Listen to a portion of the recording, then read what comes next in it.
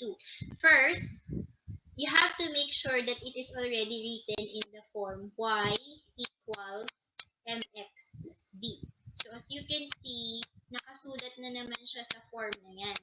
Your y is already on the left side and mx is already on the right side as well as the value of b. So let us find first the value of m.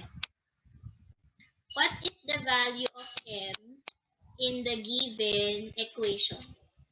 Can you tell me the value of m? What is the value of m?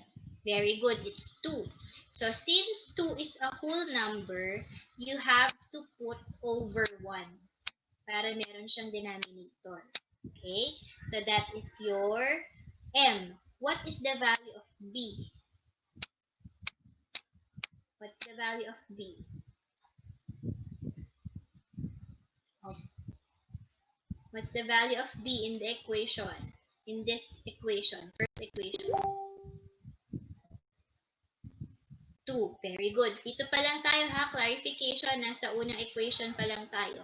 So, the value of m is 2. So, we have 2 over 1. The value of b is 2. Okay. Now, always remember that b is always written like this. 0. Tapos, kung ano yung value ng b, yun yung ilalagay nyo. Ang x niyan lagi ay 0. Ang value ng y, ano yung value ng b.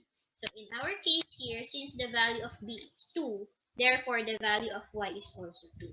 Okay? Can you still follow, GJ, Adriel, and Kayla? Can you still follow? Yes? No? Maybe? Okay. I will repeat. So, the value of